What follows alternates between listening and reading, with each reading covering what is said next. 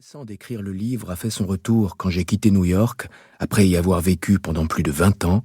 La côte Est était l'endroit vers lequel je m'étais échappé immédiatement après la fin du lycée pour fuir le traumatisme qu'avait été la dernière année, et quand je me suis retrouvé à Los Angeles, où ces événements de 1981 avaient eu lieu et où je me sentais plus aguerri, plus fort face au passé, capable de me cuirasser contre la douleur de tout le truc et d'entrer dans le rêve.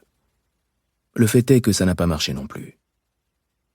Après avoir tapé quelques pages de notes sur les événements de l'automne 1981, alors que je croyais m'être anesthésié avec une demi-bouteille d'ocho afin d'engager le processus, la tequila ayant pour effet de stabiliser le tremblement de mes mains, j'ai connu une crise d'anxiété tellement sévère qu'elle m'a envoyé aux urgences de Cedars-Sinaï au milieu de la nuit.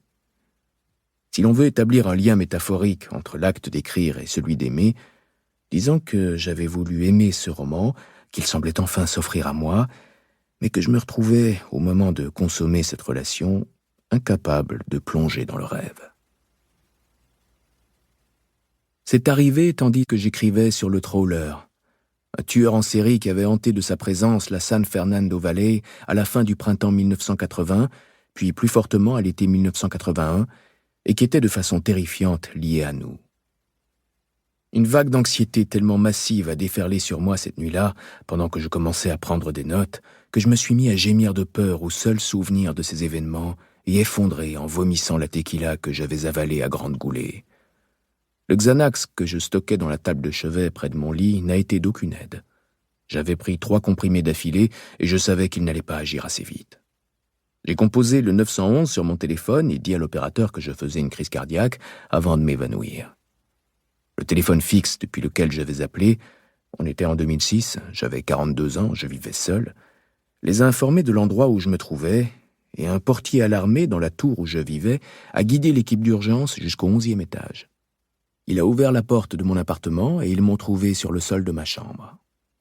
J'ai repris connaissance dans l'ambulance pendant qu'elle fonçait sur San Vicente Boulevard en direction de Cedars-Sinaï, pas très loin de Dorreny Plaza où j'habitais.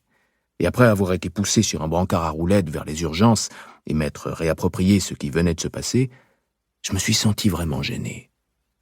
Le Xanax faisait son effet, j'étais calme, je savais qu'il ne m'était rien arrivé de grave physiquement.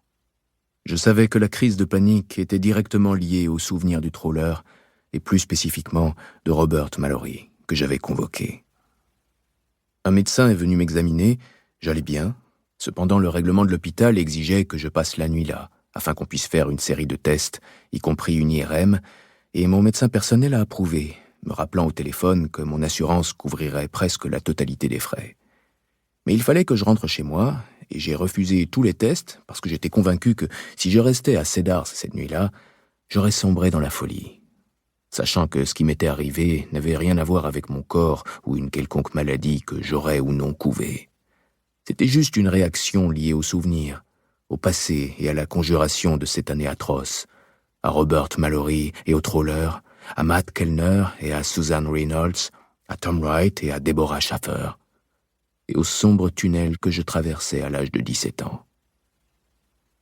Après cette nuit, j'ai abandonné le projet et j'ai préféré écrire 2 autres livres au cours des 13 années suivantes.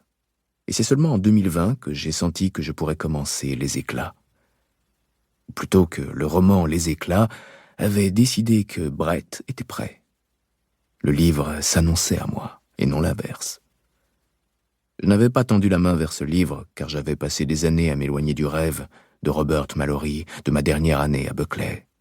Toutes ces décennies loin du Trawler, de Suzanne et de Tom, de Deborah et de Ryan, de ce qui était arrivé à Matt Kellner. J'avais relégué cette histoire au fin fond du placard, et pendant des années, cette stratégie d'évitement avait fonctionné. Je ne prêtais guère d'attention au livre et il avait cessé de m'appeler.